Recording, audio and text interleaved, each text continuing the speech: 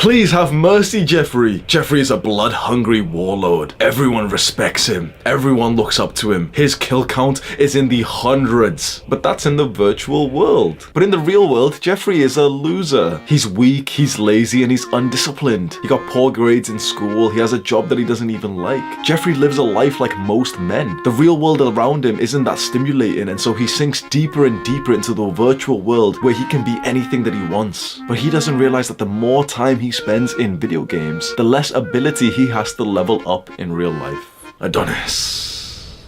Does Adonis look like the kind of man who would choose to sink deeper into the virtual world instead of enjoying the fruits of his labor in real life? No. Adonis has put in the work, the discipline, the grind, so that his real life feels like a video game. He hunts, he feasts, he grows with his tribe. He's been promoted time and time again till he became the tribe leader. He feels amazing. He has a feeling of brotherhood and of conquering challenges. He has a family, a beautiful wife, and children who look up to him. Adonis lives the perfect life, and that's because he didn't waste time leveling up in video games. Bro, I used to run home from school to play RuneScape. I used to run home from school to play Minecraft. I used to run home from college to play League of Legends. I must have about 15,000 hours on those 3 games. When I look back now, it blows my mind of how much time I put into these video games. When I was playing them and I was getting second thoughts about whether or not I was being productive, I would always cope and give excuses like, oh no, but the storytelling is really good and it'll help me be more creative, and I'm leveling up and I'm getting disciplined, and you know, I'm playing Call of Duty, and in cases I ever go to the army it might help. Oh, shut up, what the f is wrong with you, bro? It might help me if I go to the army. Shut the f up. Oh, but it's helping my social skills because I'm playing online with my friends on TeamSpeak. TeamSpeak, bro, what a garbage app that was. All young men who are addicted to video games have a bunch of these excuses that they throw out, like, oh, the storytelling, and you know, it's good for your memory, and like, oh, but I enjoy it, and time spent in enjoyment is not time wasted. All this f***ing bullshit, bro.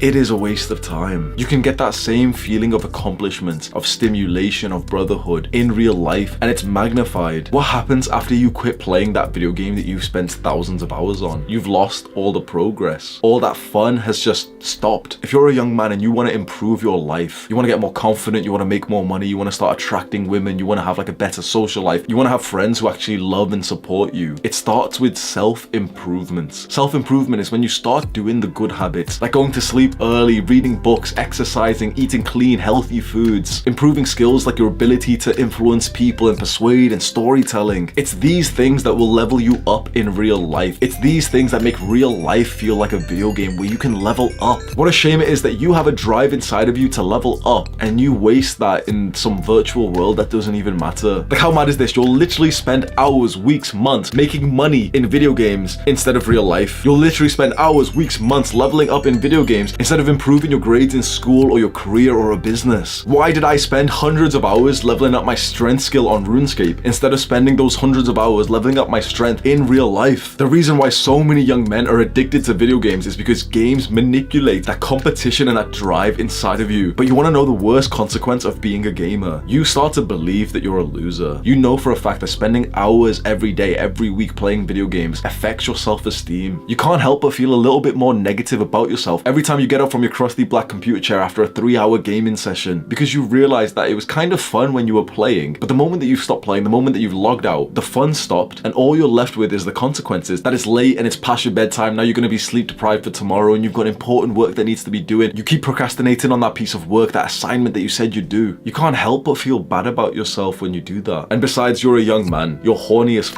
You may not have admitted it to yourself, but you really want to attract women. You want to have sex, you want to date, you want a girlfriend. Whilst your mind is always obsessed about having a gamer girlfriend, the truth is that the majority of women are unattracted to men who play video games. When you're a gamer, you have this stereotype that you're like a loser, that you smell, and women aren't really attracted to that. Now, of course, you shouldn't change the things that you enjoy just to impress someone, but relationships are like the most important part of life. You would feel so much happier and excited about being yourself if you had like a beautiful girl that you were dating. You shouldn't quit playing video games just to impress a woman. You should quit playing them to impress yourself, to improve yourself, to feel like you're more of a man, so that you have more time to do like productive, cool shit, like lift some weights, learn skills like sales, make a business. It's those things that attract women and even friends to you. And let's talk about friendship. You might not want to quit playing video games because most of your friends play and you all hop on Discord together and you have a good time. This is gonna hurt to hear, but I made a video titled, "They're Not Your Friends." As much as you can have like so many laughs with people, if your friendship revolves around some kind of pleasure, like video games, drugs, partying, it's not real friendship. You're all friends with the substance, unless you're really, really close, even when you don't play video games. Unless you've both opened up and you've been vulnerable and emotional together and you feel like a very strong connection, a brotherhood between you, it's usually not real friendship. That's gonna be so hard for you to believe, but when you're not a gamer anymore and you realize that you just don't spend time with those people that you thought were really close, you'll realize that your friendship just revolved around wasting time in the virtual world. There's a reason why you've heard that stereotypical story so many times of a young man who was so consumed by video games up until he quit, and that's when his life really started taking off. That's when he started going to the gym and he put on some muscle and he feels like so confident with himself and he makes friends and he meets girls. You've heard that exact same story so many times because that's exactly what happens when you stop wasting time on video games. Share this video with a friend who needs it. Do the hard work, especially when you don't feel like it. Mwah.